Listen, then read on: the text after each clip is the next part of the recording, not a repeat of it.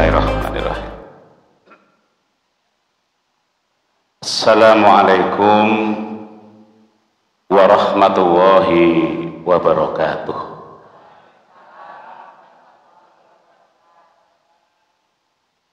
Alhamdulillah, alhamdulillahilladzi anzala sakinah fi qulubil mu'minin wa ala makani fil masjidil hada. Salatan wassalaman ala rasulillah wa ala alihi wa sahbihi wa man walah. Rabbi shrahli sadri wa yassirli amri wahlul uqdatam min lisani yafqahu qawli. Amma ba'd. Yang kami hormati pengurus takmir Masjid Al-Fatah Jowinangun Kota Gede, seluruh jamaah yang rawuh pada pengajian Ahad pagi ini, saya doakan semoga semuanya dalam keadaan sehat walafiat, rezekinya melimpah, dan insya Allah kita semua termasuk hamba-hamba Allah yang dimuliakan olehnya. Amin. Bapak Ibu sekalian, pagi ini kita akan sharing tentang meneladani akhlak Nabi di era Society 5.0. Pengajian yang lalu temanya semangat hijrah, kan gitu. Sekarang kita ikut berusaha meneladani akhlak Nabi. Bapak Ibu sekalian serta jamaah YouTubiah yang kami hormati, pertama dan yang utama, mari kita sama-sama mengucapkan rasa syukur kita kepada Allah Subhanahu wa Ta'ala atas izinnya pagi ini kita masih diberikan kesempatan silaturahim. Semoga langkah-langkah kita semua dari rumah menuju ke masjid Allah yang mulia ini dicatat sebagai amal soleh kita semua. Amin ya rabbal alamin. Bapak Ibu yang dirahmati Allah, ada satu quotes moto hidup yang saya sering pakai, itu hidup di dunia itu hanya sekali, harus bermanfaat untuk orang lain, untuk umat, untuk bangsa, dan untuk kemanusiaan semesta. Kita nggak tahu akan diberi Allah jatah berapa jam, berapa menit, berapa hari, berapa bulan, berapa tahun lagi. Itu makanya satu hal yang sering saya ingat adalah hidup ini sebetulnya hanya antara siap dan tidak siap, yang harus siap jika sewaktu-waktu Allah memanggil kita. Sebab banyak viral ya Bapak Ibu di media sosial itu, orang sedang angkat besi, angkat barbel, tiba-tiba langsung jatuh meninggal. Orang sedang naik sepeda, olahraga Ahad pagi, istirahat sebentar, mau minum, ternyata langsung Allah panggil. Nah, harapan kita saat kita berbuat baik, sedang berbuat baik, Allah panggil begitu. Sedang ngaji misalnya seperti ini. Insya Allah kalau kita niatnya karena Allah, pas sedang berbuat kebaikan, Allah panggil, kira-kira Bapak Ibu setuju apa enggak? Setuju mboten Bapak Ibu? Kalau pas saat dipanggil Allah dalam keadaan masih ngaji begini, setuju mboten? Kok dereng mantep? Setuju Pak Wining ngampun saniki katanya. Katanya belum siap, katanya. Yuk siapnya kapan? Nah, Bapak Ibu yang kami muliakan, Kita berharap mudah-mudahan Allah memanggil kita besok saatnya dalam keadaan berbuat kebaikan dan menjadi orang yang husnul khotimah. Itu yang harapan kita. Bapak Ibu yang kami muliakan, Rasulullah SAW itu teladan kita, uswah kita. Al-Quran jelas menyebutkan dalam firman-Nya, Allah berfirman surat Al-Ahzab surat ke-33 ayat 21, A'udzubillahi minasyaitonir rajim, laqad kana lakum fi rasulillahi uswatun hasanah liman kana yarjuwaha wal yaumal akhir wa zakarawaha katsira. Kalau belajar dari ilmu tafsir, misalnya tafsir yang berbasis bahasa, tafsir Jalalain, itu kalau kalimat lam dan qad menyatu, laqad itu maknanya itu dua harfu taukid, lam taukid dan qad juga huruf taukid. Itu bermakna sesuatu itu menjadi bersifat mubalaghah, sangat. Maka memahaminya laqad itu artinya sungguh-sungguh. Sungguh-sungguh kana lakum, telah ada bagimu fi rasulillahi, dalam diri Rasulullah, uswatun hasanatun, teladan yang baik. Premis awal kalimat laqad kana lakum fi rasulillah itu berlaku umum, artinya menyapa seluruh manusia. Itu makanya pada baris kedua, yang bisa menjadikan uswah hasanah Rasulullah itu hanya yang di bawah itu. Liman, bagi orang, kana yarjuwah, yang mengharapkan bertemu dengan Allah, wal yaumal akhir, dan ia mengimani akan hakikat hari akhir, seraya ia tetap memuji Allah sangat banyak. Terus ingkang saged mengimani, meneladani, menguswai Kanjeng Nabi niku orang-orang yang memang punya keyakinan ingin ketemu Allah dan yakin pada hari kiamat. Kalau orang itu nggak yakin pada Allah dan hari kiamat, tidak akan meneladani Kanjeng Nabi. Teladannya mesti di luar Rasulullah. Nah, yang perlu Bapak Ibu kita semua sapa itu adalah anak-anak kita yang sekarang hidup di era yang sudah serba berbasis teknologi. Sebab 24 jam itu benda satu ini membersamai kita. Kalau dulu zaman kita masih anak-anak itu ya, kita belum seperti ini. Tahun 70, tahun 80 itu televisi masih satu kecamatan cuma satu. Zaman Piala Dunia Mario Kempes Argentina nomor 10 nomor punggungnya 10 itu saya nontonnya di kecamatan itu, dan itu pun hitam putih televisinya. Listriknya sudah 220, belum ada PLN, masih pakai listrik diesel yang 110 yang nyala kalau jam 5 sore, jam 5 pagi sudah mati lagi. Ngaji harus pakainya masih sentir, masih petromak di pompa itu. Kalau sekarang kan sudah begitu lahir, jadi ya, sekarang umurnya berapa? 16, itu lahir tahun 2005, 2006, pasca gempa Bantul yang lalu itu kan. Mereka lahir sudah ada televisi, HP, laptop, macam-macam, sudah sukses. Nah, kalau kita nggak membersamai mereka, mereka langsung dibersamai oleh yang di sini, maka banyak hal yang tidak terfilter itu akan masuk kepada anak-anak kita.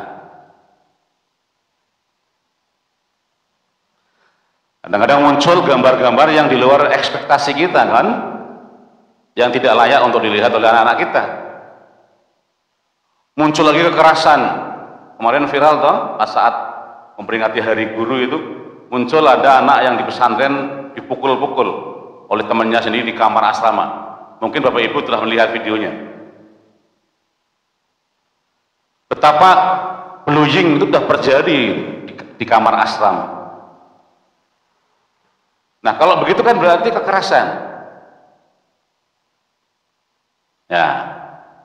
Anak kita langsung melihat tayangan itu tanpa ada filter. Yang terjadi apa? Yang terjadi secara psikologis itu akan memunculkan sifat keras. Apalagi usia-usia emas, golden age, 1 tahun sampai 5 tahun itu usia emas, itu langsung memorinya itu menangkap seluruh yang dia lihat, dia dengar itu cepat sekali, terekam dalam. Sehingga Rasulullah itu pernah mengatakan, didiklah anakmu di usia 7 tahun sholat. Nah, itu usia-usia emas. Didik sholat, suruh baca bacaan sholat, dia langsung nyantel. Nek usia 10 kok belum sholat, nah, ada cara mendidiknya dengan cara sedikit dipukul, tapi memukul dengan cara yang dalam rangka untuk memperingatkan. Karena apa? Karena kalau anak-anak kita nggak dibiasakan sholat sejak dini, sejak umur 7, 8, 10 tahun, terus masa-masa SD, dia akan sulit ketika masuk masa SMP, masa SMA untuk mulai sholat. Dari mulai menghafal doa iftitah, membaca Fatihah, membaca surat, bacaan rukuk, bacaan i'tidal, bacaan sujud, bacaan duduk di antara 2 sujud, itu tidak bisa cepat nyantel karena sudah umur di atas 15 tahun. Maka kenalkan Allah, kenalkan Rasulullah, kenalkan Al-Quran. Nah, supaya mereka nanti meyakini adanya pertemuan dengan Allah dan hari kiamat. Bapak Ibu yang kami muliakan, di samping ayat tadi Al-Ahzab 21, juga dalam firman-Nya Rasulullah sendiri, dalam sabdanya Rasulullah mengatakan bahwa misi beliau itu adalah diutus Allah, innamal bu'istu liutammima makarimal akhlak. Sesungguhnya aku ini diutus Allah untuk menyempurnakan akhlak-akhlak yang mulia. Jadi misinya misi akhlak, misi etika, misi moral. Sehingga muncul dalam satu diskusi, orang itu kalau sealim apapun, sesoleh apapun, tapi kalau akhlaknya belum beres, itu dianggap tidak beragama. Nyun sewu ya. Kalau kita biasa tahu agama, terus kok tiba-tiba ikut datang acara jago kemanten misalnya, leh dahar prasmanan kok sambil jumeneng, Pak Hendri ketua takmir misalnya, kok daharnya jumeneng, itu komentarnya jamaah kira-kira apa? Nah, akan menjadi sebuah pembicaraan. Demikian pula ibu-ibu yang sudah biasa pakai jilbab begini, tiba-tiba ibu-ibu melepas jilbabnya, memakai baju yang super ketat seperti lemper misalnya. Apa komentarnya masyarakat? Wah, sok biasa ngaji ahad pagi kok njuk kayak lemper nanti. Itu orang akan muncul sesuatu yang kurang menarik. Itu makanya kita hati-hati betul. Hati-hati. Karena akhlak itu menjadi parameter orang beragama. Yang namanya attitude. Nah, Bapak Ibu yang kami muliakan,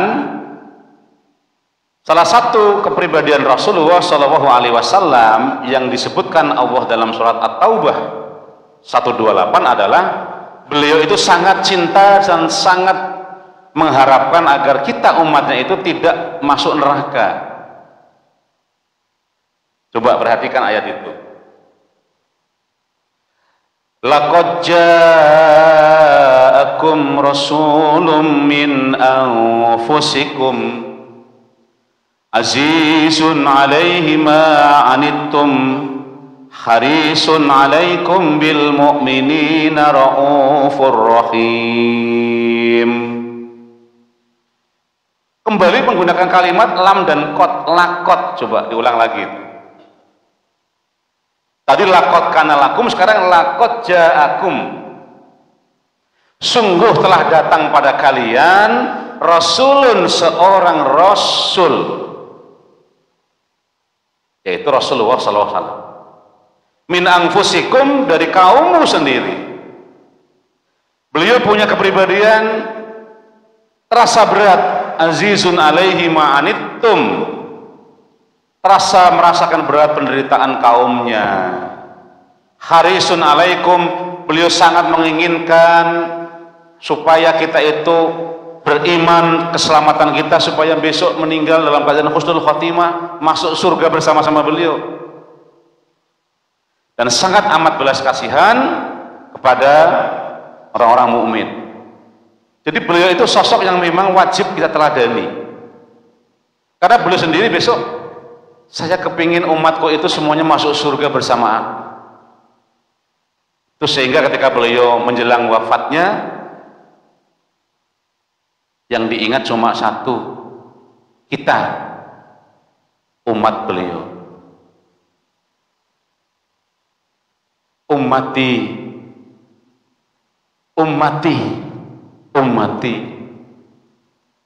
Jadi ketika mau dicabut nyawanya itu oleh malaikat pencabut nyawa, siapa namanya?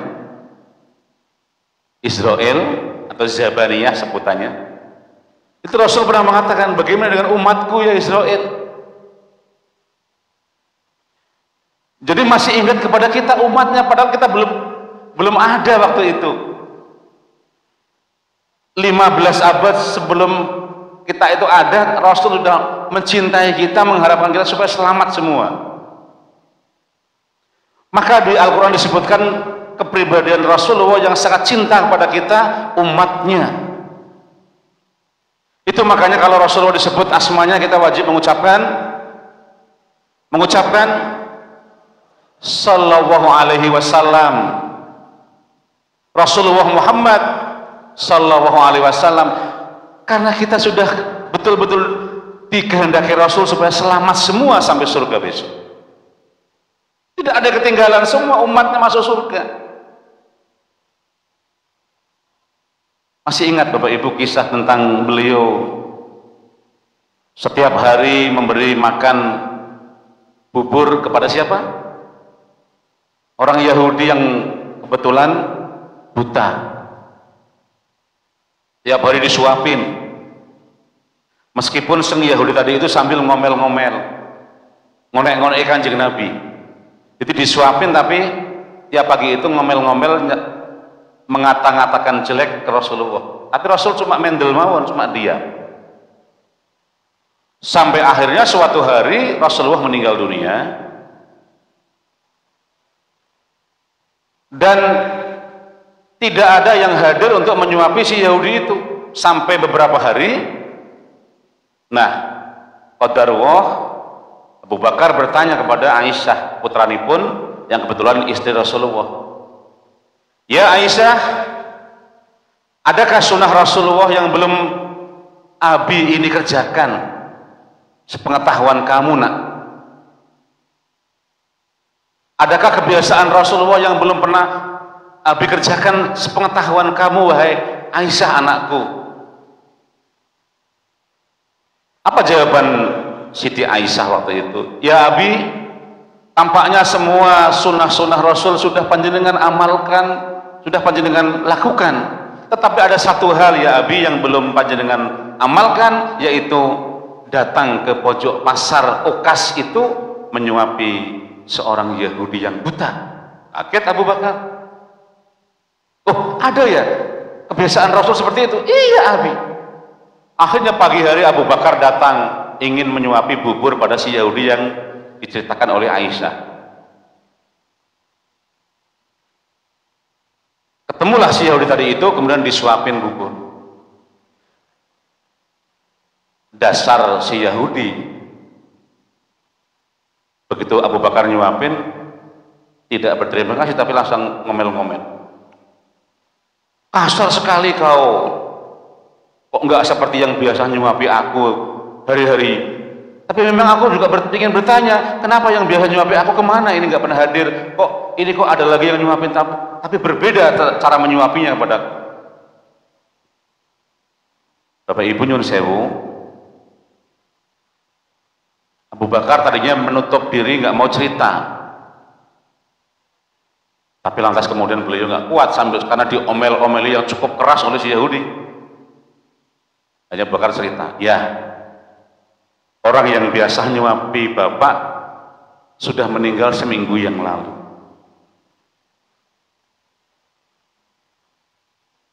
Yahudi kaget. Apa? Begitu kira-kira ya.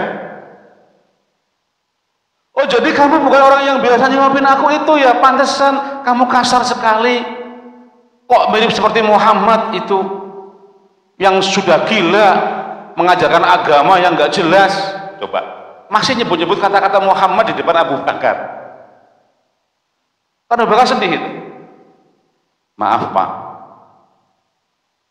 orang yang biasa nyuapi bapak itu, itulah Rasulullah Muhammad yang bapak kata-katain tadi. Sang Yahudi yang buta tadi kaget lagi itu. Terus sekarang di mana? Sudah meninggal dunia seminggu yang lalu. Di mana makamnya? Mau saya diantar ke sana. Abu Bakar mengantar si Yahudi tadi itu ke makam Rasulullah. Depan makam Nabi dia menangis, minta maaf. Akhirnya di depan Abu Bakar dia mengatakan masuk Islam. Menyatakan masuk Islam. Jadi ternyata hidayah Allah itu diberikan kepada seseorang itu lewat banyak jalan. Nah, itulah makanya Rasulullah kepada orang Yahudi saja sangat sayang, apalagi kepada kita umatnya sangat sayang sekali. Bahkan Allah berikan ke Rasulullah jaminan, memberikan syafaat. Besok ya Muhammad kekasihku, kuberikan kepadamu syafaat untuk khusus umatmu. Coba, maka kita salah kalau tidak mencintai Rasulullah. Idola kita adik-adik Rasulullah. Idola kita bapak-bapak, ibu-ibu Rasulullah. Maka jangan sekali-kali mengidolakan yang lain. Kadang-kadang kita ini kan anak-anak muda pecinta bola, siapa idolanya? Messi. Begitu memasukkan gol, lepas kaos, ada gambarnya. Gambarnya ini kan. Udah lagi mengidolakan penyanyi, wah akhirnya Rasulullah hilang. Padahal besok yang menjamin kita besok di hari kiamat itu memberikan syafaat Rasulullah. Bapak Ibu yang kami muliakan, itulah makanya Aisyah ditanya tentang akhlak Nabi, beliau menjawab, khuluquhul Quran. Akhlak Nabi itu adalah Al-Quran. Kita wajib meneladani akhlak Nabi berdasarkan Al-Quran itu. Maka pada kesempatan pagi ini kita akan mengkaji tentang akhlak Nabi berbasis Quran surat Al-Hujurat surat ke-49 ayat 1 sampai 13 yang saya ambil beberapa poin. Yang pertama, kalau ingin mencontoh meneladani Nabi, yang pertama dikatakan dalam surat Al-Hujurat, kita tidak boleh meninggikan suara kita di atas suara Nabi. Tidak boleh meninggikan suara kita di atas suara Nabi. Ya ayyuhalladzina amanu la tarfa'u aswatakum fawqa sautin nabi. Hai orang-orang yang beriman, janganlah kamu meninggikan suaramu lebih dari suara Nabi. Bahkan wala tajharu lahu bil qauli kajahri ba'dikum li ba'din an tahbata a'malukum wa antum la tash'urun. Janganlah kamu berkata kepadanya dengan suara keras sebagaimana kerasnya suara sebagian kamu terhadap sebagian yang lain, supaya tidak hapus pahala amalanmu sedangkan kamu tidak pernah menyadari bahwa dengan kamu meninggikan suaramu amalmu akan hilang. Maka para mufasir memberi komentar ayat ini. Bagaimana maksud daripada kata-kata sautun Nabi itu? Yang dimaksud dengan tidak meninggikan suara kita di atas suara Nabi itu artinya kita jangan melebihi apa yang sudah Nabi Muhammad SAW tuntunkan. Bahasa kita menyebutnya, mbok jangan sok kreatif gawe-gawe syariat dewe. Nek wis Kanjeng Nabi niku nuntun ke ngoten iki nggih mboten kan mboten usah nambah-nambah piyambak ngoten niku. Paham mboten Bapak Ibu? Nah sekarang kan musimnya musim orang nambah-nambah amalia-amalia yang ben seakan-akan itu lebih hebat ketimbang Rasulullah. Lah wong Rasulullah itu sudah mengatakan dalam satu riwayat Imam Malik ketika beliau sebelum meninggal dunia, beliau mengatakan taraktu fikum amroini, aku tinggalkan pada kalian dua hal, fa in tamassaktum bihima, kamu tidak akan tersesat selamanya, fa in tamassaktum bihima, selagi berpegang teguh kepada keduanya. Apa? Kitab Allah wa sunnati Nabi, Al-Quran dan sunnah Rasul. Nah kita harus kembali ke sana. Jadi fauqa sautin Nabi itu artinya jangan melebihi apa yang sudah Rasulullah tanamkan dan Rasulullah ajarkan. Kalau memang Rasulullah nggak mengajarkan, ya sudah, kita nggak boleh menambah-nambah. Karena dalam konteks kaidah usul fikih mengatakan untuk ibadah itu jelas sekali. Ada kaidah yang berbunyi segala bentuk ibadah itu haram dikerjakan sampai ada dalil yang memerintahkan ibadah itu. Al-aslu fil ibadah at-tahrim hatta yadula dalilu ala amrihi aw ala wujubihi. Pada dasarnya segala bentuk ibadah itu haram dikerjakan sampai datangnya perintah baik Quran maupun sunnah Rasul yang memerintahkan atau yang mewajibkan. Kalau nggak ada perintah, sudah, jangan tinggikan suaramu di atas suara Nabi. Tinggal menjawab saja sami'na wa ata'na, selesai. Nah sekarang kan di era seperti ini kan banyak sekali tuntunan-tuntunan yang kadang-kadang tidak sesuai dengan Nabi. Nggih mboten Ibu? Orang itu kalau mantu saat zaman sekarang itu kan sudah melebihi batas dari syariat itu. Nyun sewu nggih. Menikahkan keluarga atau anak itu kan sebetulnya kan cuma rukunnya nikah berapa? 5 toh? 5 toh? Rukun pernikahan itu satu, ada calon mempelai laki-laki. 2, ada calon mempelai wanita. Yang ketiga, ada wali dari pihak mempelai perempuan. Yang keempat, adanya 2 orang saksi laki-laki. Dan yang kelima, adanya prosesi ijab qabul. Mau niku tok 5. Kalau panjenengan tindak rawuh wonten KUA, ijabah teng KUA malah mboten bayar. Nggih?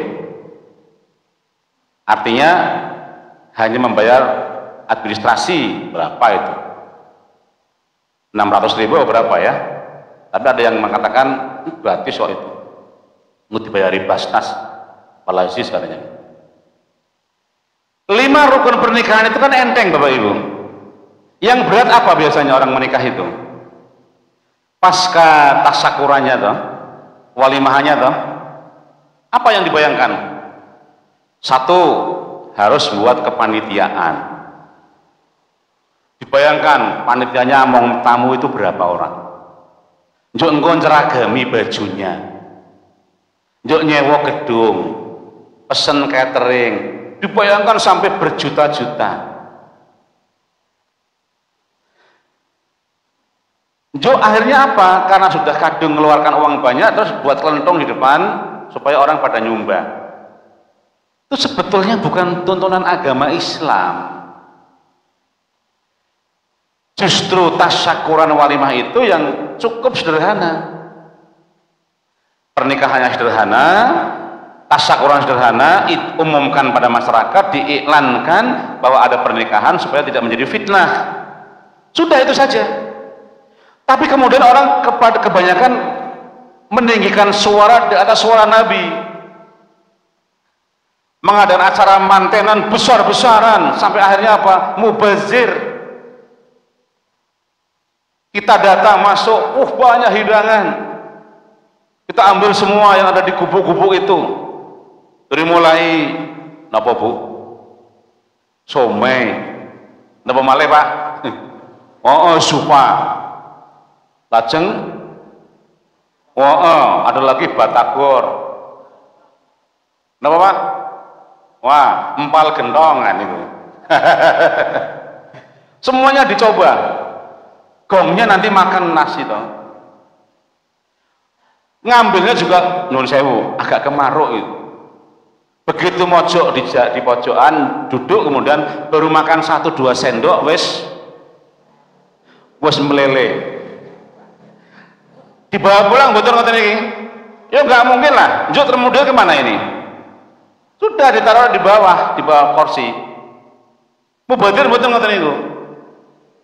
Dan itu dikalikan semua yang hadir begitu konsepnya semuanya, akhirnya apa? Mubadir betul. Padahal teman-teman kita di Palestina sedang butuh ketenangan hidup, makan. Kita berpesta-pesta. Padahal di belahan bumi yang sana orang-orang muslim juga kelaparan. Nah, orang menikah sudah melampaui Rasulullah. Padahal Rasul mengatakan pernikahan yang berkah itu yang sederhana. Cukup kata Nabi ketika Ali itu melamar Fatimah. Ali nggak punya mahar apa-apa kecuali hanya walau khotamun hadidin, cincin saja dari besi. Awak dhewe iki kadang maharnya boleh. Besok Arab ngelamar anakku. Kowe iso tuku mahar iki ora le? Nek ora iso ya ora usah ngelamar anakku. Akhirnya pernikahan kayak dibuat bisnis. Itu namanya fauqa sautin Nabi, melampaui Nabi dalam satu aspek yaitu pernikahan. Belum yang lain. Nah, Bapak Ibu, monggo. Kalau mau ikut teladan Nabi, maka jangan tinggikan suaramu di atas suara Nabi. Itu contohnya satu konteks pernikahan saja. Belum aspek-aspek yang lain dalam kehidupan. Nah, di ayat berikutnya masih di ayat yang tadi sambungannya, innal ladzina yahudduna aswatahum inda Rasulillah ulaikal ladzina imtahanallahu qulubahum littaqwa lahum maghfiratun wa ajrun azim. Sesungguhnya orang-orang yang merendahkan suaranya di sisi Rasulullah, mereka itulah orang-orang yang telah diuji hati mereka oleh Allah untuk bertakwa, bagi mereka ampunan dan pahala yang besar. Coba. Jadi kita sebagai orang Islam, umat Rasulullah, sudah nggak usah kita itu membuat-buat aturan main sendiri, cukup kita tunduk pada maunya Allah dan Rasulullah yang sudah dirumuskan oleh para ulama lewat fikih-fikih yang sudah beredar di tengah-tengah umat. Itu ikuti saja itu. Tidak usah membuat-buat. Itu yang pertama. Kemudian yang kedua, Bapak Ibu yang kami muliakan, umat Rasulullah itu adalah orang yang selektif dalam menerima informasi. Nih, ayatnya jelas, Al-Hujurat ayat yang ke-6. Ya ayyuhalladzina amanu in ja'akum, hai orang-orang yang beriman, in ja'akum, ketika datang pada kalian, fasikun, orang fasik, binaba'in, dengan membawa berita, maka perintah Al-Quran apa? Fatabayyanu, kamu tabayunkan dulu, kamu cross check dulu, jangan sampai antusibu qaumam bijahalatin, karena kebodohan kita tentang informasi, tidak cross check, menyebabkan apa? Suatu kaum tertimpa musibah. Maka fatusbihu ala ma fa'altum nadimin, jangan sampai kamu menyesal atas perbuatan kamu gara-gara salah informasi atau misinformasi. Contohnya ini apa? Asbabun nuzulnya itu, sahabat Rasul disuruh untuk mengambil jizyah oleh Rasulullah atau pajak atau zakat di suatu kaum namanya kaum Bani Mustalik. Diperintahkanlah yang bernama Utbah bin Walid, hai Utbah, tolong tugasmu sekarang mengambil jizyah atau pajak atau zakat di tempatnya Bani Mustalik. Siap Rasul. Berangkatlah Utbah bin Walid, naik kuda, trodok trodok trodok trodok trodok,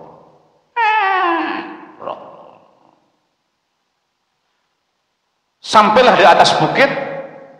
Dia melihat ke bawah perkampungan Bani Mustalik. Bisa digambarkan ya, di atas bukit melihat ke bawah perkampungan Bani Mustalik. Ternyata Bani Mustalik sudah siap-siap untuk menyambut kedatangan tamu Rasulullah itu, utusan Rasul. Dipasangilah umbul-umbul banyak sekali, karena mau menyambut kedatangan tamu. Seperti Masjid Al-Fatah ini, kalau ada tamu pejabat kan atau tokoh kan dipasangi bendera kan. Nah ternyata Utbah bin Walid itu dari jauh hanya melihat kejauhan aja bendera-bendera itu, umbul-umbul itu. Terus dia overthinking. Apa itu overthinking? Di otak-atik dewe, kok malah pasukan perang. Tuh, cuma umbul-umbul dikira itu pasukan berkuda yang siap untuk melawan utusan Rasulullah. Dalam otaknya siapa? Utbah bin Walid ya. Direkayasa sendiri, ditangkap sendiri di bab ini, kemudian langsung berbalik arah pulang, nggak meneruskan ke Bani Mustalik. Menghadaplah ia ke Rasulullah. Rasulullah tanya, Utbah, sudah kau kerjakan mengambil jizyah atau pajak di Bani Mustalik? Maaf Kanjeng Nabi, maaf Rasulullah, maaf. Kenapa minta maaf? Saya nggak jadi, saya mengurungkan niat mengambil jizyah atau zakat di Bani Mustalik. Lah kenapa? Yang terjadi apa Rasul? Mereka menyiapkan pasukan berkuda menyambut saya, mau memerangi saya. Coba, padahal belum sampai di Bani Mustalik. Rasulullah sempat kemakan isu berita itu. Hampir Rasulullah marah besar, memerintahkan Khalid bin Walid, ya Khalid, siapkan pasukan kuda, kita tumpas, kita perangi Bani Mustalik yang enggak mau membayar zakat. Pasukan Khalid bin Walid siap, berangkat. Rasulullah kedatangan malaikat Jibril membawa ayat ini sebagai asbabun nuzulnya. Ya ayyuhalladzina amanu, hai orang-orang yang beriman, ketika datang padamu orang fasik membawa berita, maka tabayunkan dulu, jangan sampai karena kebodohanmu menerima berita tanpa ada filter, tanpa ada seleksi, tanpa ada tabayun, menyebabkan suatu kaum hancur binasa. Rasulullah langsung beristighfar panjang, astaghfirullahaladzim. Ini ayat terkait dengan apa ya Jibril? Dengan datangnya Utbah yang tidak sampai ke tempat Bani Mustalik, tapi dia membuat cerita sendiri, mengarang sendiri, dan Dan itulah orang fasik, itu orang yang suka mengarang-arang cerita sendiri. Sekarang ini kan banyak berita yang hoa, berita hasil karangan oleh para buzzer-buzzer yang fasik itu. Berita Palestina itu sebetulnya yang disampaikan oleh Mas Muhammad Hussein itu betul, tapi oleh media internasional punyanya Yahudi diputar balik seakan-akan yang merongrong, yang mengambil tanah itu seakan Palestina. Padahal tahun 40 orang Yahudi itu datang ke Palestina sebagai orang-orang yang terusir dari Eropa, seperti Quran mengatakan kera-kera yang kudisan, nggak punya negara. Orang-orang Palestina dengan sukarela menerima mereka, beberapa orang diterima dengan baik, dikasih tempat. Tetapi 8 tahun setelah tinggal di Palestina, diberikan angin segar, malah mulai berbalik mereka. Tahun 67 mereka mulai mengambil alih tanah-tanah Palestina, dan terakhir peta tahun 2022 Palestina sudah habis, semuanya warnanya merah, punyanya Yahudi semua. Ini orang fasik yang namanya Zionis Israel. Nah, ini karena akibat berita hoa, orang menyangka seakan-akan Palestina yang menjadi orang yang mengambil tanah, ya kan? Padahal awalnya itu tanahnya orang Palestina. Sekarang tinggal tepi jalur barat sama Gaza itu yang dimiliki orang Palestina. Nah, ini akibat berita hoa yang ditimbulkan di media sosial, kita kadang kemakan. Tapi insya Allah setelah ada banyak orang-orang yang di sana, kita mendapatkan berita-berita yang sahih. Betul nggih Bapak Ibu? Oke. Kemudian yang ketiga, umat Rasulullah itu umat yang suka menjadi mediator, mendamaikan orang yang berselisih. Mediator itu mediasi, menjadi mediator, mendamaikan yang berselisih.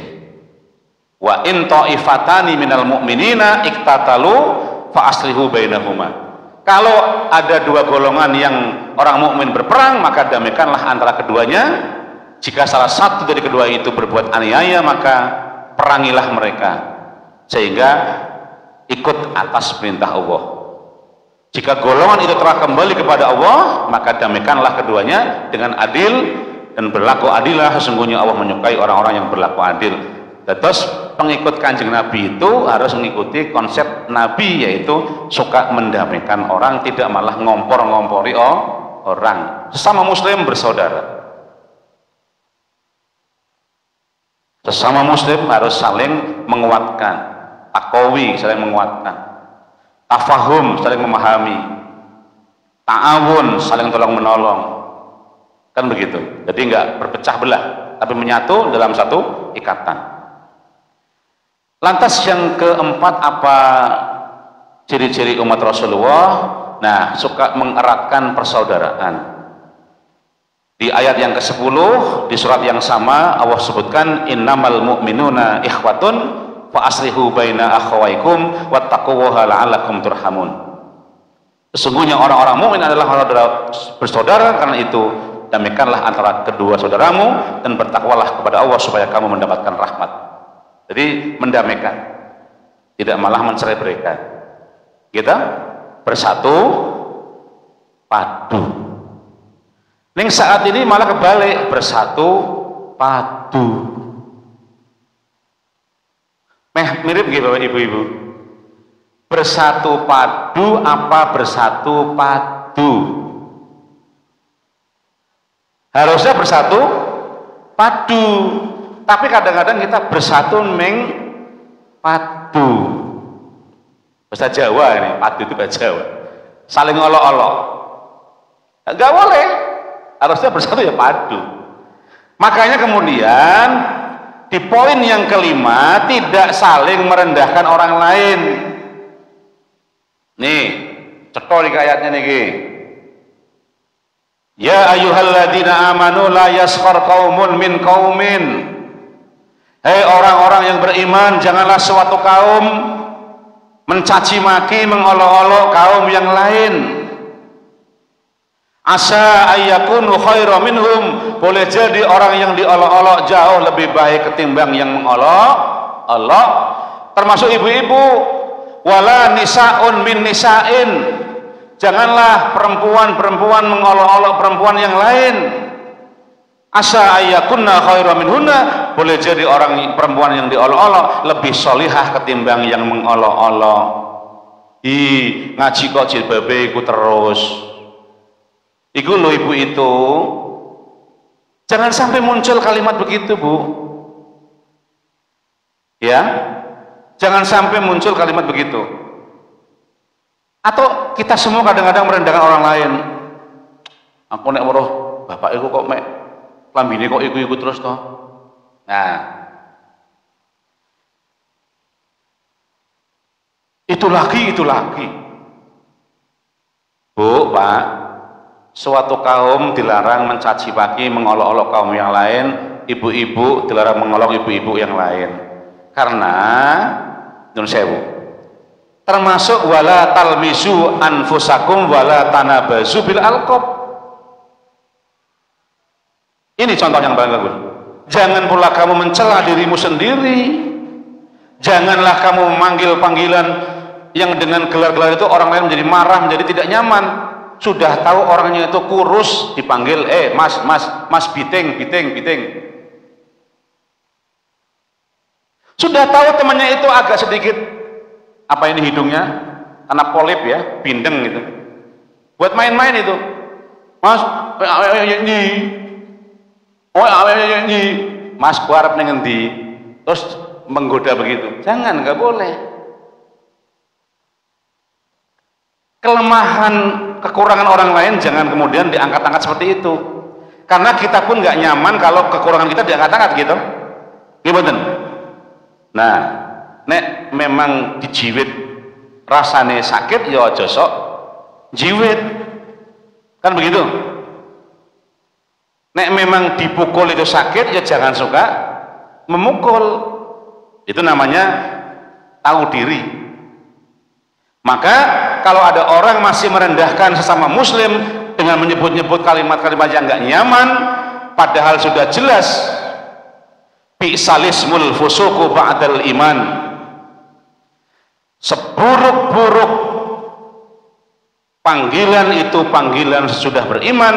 Barang siapa yang tidak mau bertobat, wa man lam yatub faulaika humud dzalimun, maka termasuk orang-orang yang zalim. Apa itu zalim? Az-zulmu zulmatun. Zalim itu kegelapan. Nah, orang yang gelap itu orang yang nggak mendapat cahaya Allah, berarti jauh dari hidayah Allah. Sampai poin 5, paham?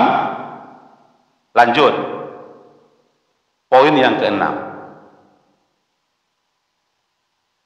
Teladan Rasulullah yang berikutnya adalah menjauhi prasangka buruk atau suudzon. Disebutkan dalam surat yang sama di ayat 12. Ya ayyuhalladzina amanu ijtanibu katsiran minadh-dhon. Hai orang-orang yang beriman, jauhilah kebanyakan dari prasangka. Inna ba'da zonni ismun, sesungguhnya sebagian prasangka itu adalah dosa. Wala tajassasu wala yahtab ba'dukum ba'da. Janganlah kamu mencari-cari kesalahan orang lain, dan janganlah sebagian kamu menggunjing sebagian yang lain, golek-golek celahnya orang. Dicari orang itu celahnya. Padahal kalau kita mau berkaca, awake dhewe akeh celahe. Nggih mboten? Nggih ta? Ning kadang sok-sok lali. Jadi makanya saya dapat ilmu rumus dari simbah saya itu dulu. Kalau ngendikan Mbah Kiai itu, Mbah Kiai Irfan wonten Kalongan Kertijayan, le cekeli wali wasiatku iki, welingku iki, napa Mbah? Siji, urip kuwi kudu iso nyekeli jamu jati kendi. Napa Bu? Jamu jati kendi. Napa niku Mbah? Jamu jaga mulut.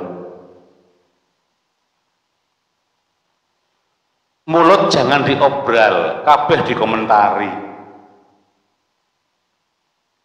Hanya orang-orang yang tidak beriman setiap yang mendengar sesuatu disampaikan, padahal harus ada yang disimpan untuk diri sendiri, ada yang boleh disampaikan kepada orang lain. Jaga mulut. Jati. Apa jati? Jaga hati.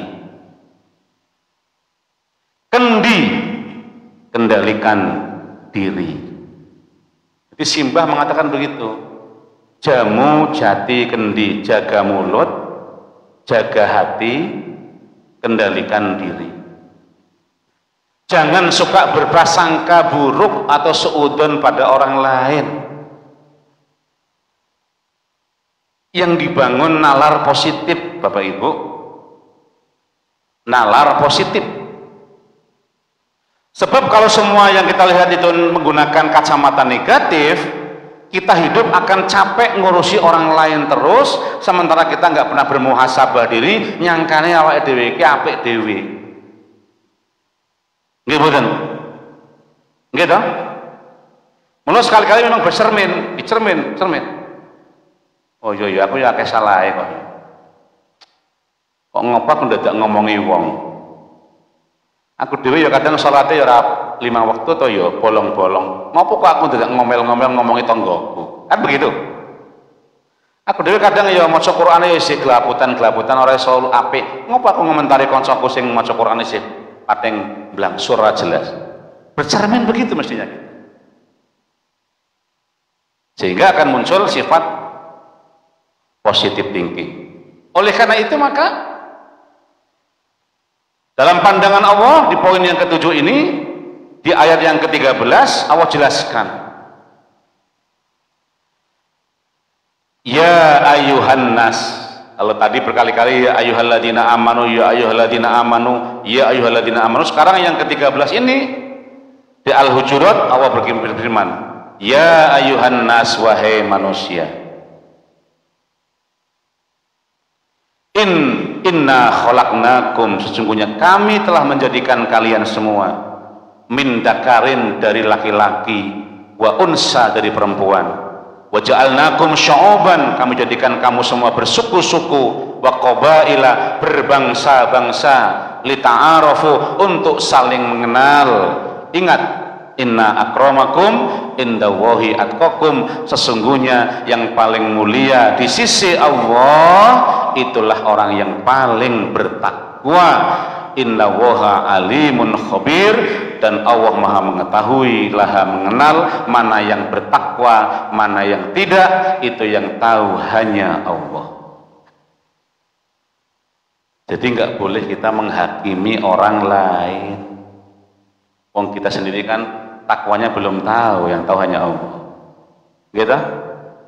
Maka bagaimana implementasi akhlak Nabi di era 5.0? Nah, akhlak Nabi di era 0 dipanjangkan menjadi hanya amanah, hanya kompeten, hanya harmonis, L-nya loyal, hanya adaptif, hanya kolaboratif.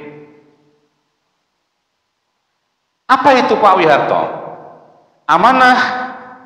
Kalau ada amanah diberikan pada kita, pegang teguh amanah apa yang diberikan, dijunjung tinggi-tinggi, jangan disalahgunakan, jangan kemudian kita lepas diri. Bismillah, siap. Yang kedua, kompeten, terus belajar mengembangkan kemampuan atau kapabilitas. Harmonis, peduli menghargai perbedaan.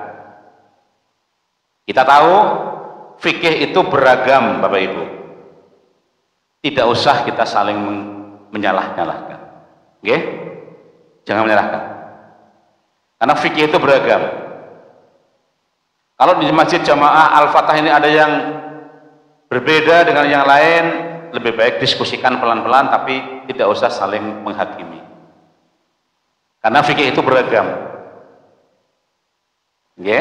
Gitu. Kemudian loyal, berdedikasi mengutamakan kepentingan agama, kepentingan umat, kepentingan bangsa, kepentingan negara. Nah, ini kita sudah masuk bulan-bulan menjelang kampanye. sampai nanti tanggal 14 Februari pemilihan umum. Tolong dijaga kebersamaan jamaah masjid. Kaos boleh berbeda, dan pengajian besok dihilangkan, nggak boleh pengajian. Ananipun namung pengaosan. Jadi mulai hari ini pengajian terakhir Pak Wiharto, mulai besok namanya pengaosan. Sebab banyak orang andum kaos.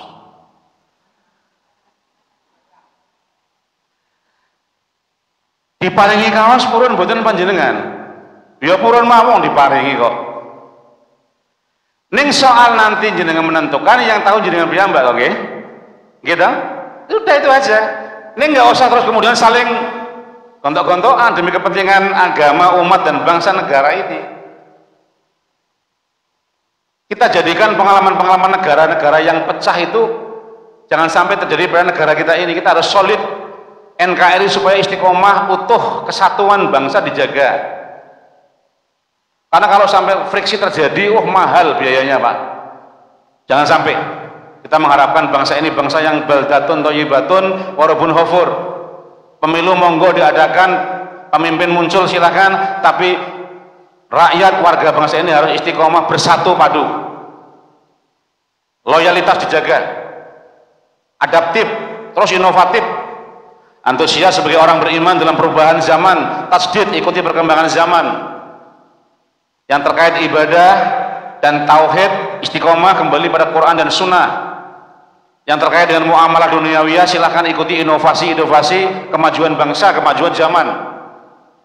Jangan menutup diri, karena perubahan itu hal yang sesuatu yang wajar. Tapi untuk tauhid, akidah, ibadah, ikuti matan-matan tuntunan yang jelas pada Quran dan Sunnah. Tapi kalau muamalah duniawiyah, silahkan berkreasi. Antum a'lamu bi umuri dunyakum. Terus kolaboratif, membangun kerjasama dengan kelompok manapun yang sinergis untuk kemajuan Islam dan umat Islam. Dan yang paling penting, berpikir positif, itulah karakteristik pengikut Nabi Muhammad. Bapak Ibu, berpikir positif, itulah karakteristik pengikut Nabi Muhammad.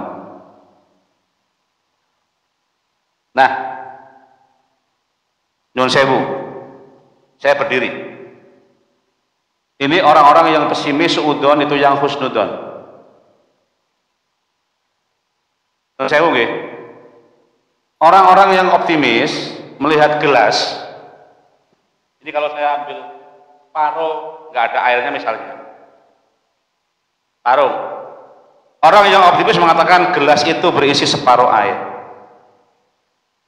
Gelas setengah isi kalau yang optimis. Sama-sama berisi setengah kalau orang yang pesimis, suudon, mengatakan gelas setengah kosong. Beda loh Bapak Ibu. Orang yang optimis mengatakan tangkai itu penuh kembang walaupun berduri. Tetapi orang yang suudon, tangkai itu penuh dengan duri walau ada kembangnya. Yang ketiga, orang yang optimis, ada secercah cahaya, ini tanggung jawab saya. Orang yang suudon, pesimis, alangkah gelapnya tempat ini pasti kesalahannya dia. Nunjuk orang. Wes mesti gara-gara dia. Nah, mesti itu nunjuk orang. Orang yang optimis mengatakan dia bagian dari pemecahan masalah, tapi yang pesimis bagian masalah itu. Orang yang optimis mengatakan dalam kesulitan masih banyak kesempatan. Orang yang pesimis dalam kesempatan itu alangkah banyaknya kesulitan. Yang dikedepankan yang jeleknya dulu, ini orang pesimis itu. Orang yang optimis, saya akan terus mencoba. Orang yang suudon mengatakan sudahlah, menyerah saja. Orang yang optimis mengatakan saya harus mengambil pelajaran dan kemudian bangkit dari kegagalan. Tapi orang yang suudon, pesimis, untuk apa lagi? Toh saya tidak berharga, capek Orang yang optimis mengatakan saya memiliki kelemahan, tapi saya juga memiliki kelebihan. I am somebody, there is something for me, begitu katanya. Tapi yang pesimis mengatakan saya memang jelek, bodoh, tidak mungkin berhasil, I am nobody, there is nothing for me. Dan yang terakhir, orang yang optimis, saya harus memperbaiki cara bermain saya. Begitu banyak pelajaran yang saya peroleh hari ini. Yang negatif, yang pesimis, penontonnya payah, wasitnya lebih payah, tidak fair. Bapak Ibu, selama ini panjenengan sering banyak di posisi yang husnudon apa yang suudon? Ayo, jujur, yang suudon apa husnudon apa suudon? Dua-duanya gitu. Harusnya yang husnudon, umat Rasulullah itu yang husnudon pada siapapun. Maka mari kita sama-sama menjadi orang yang suka mengedepankan husnudon ketimbang suudon. Sampun paham? Paham? Gandeng pun paham, kulot cekape semanten mawon. Terima kasih, matur thank you. Assalamualaikum warahmatullahi wabarakatuh.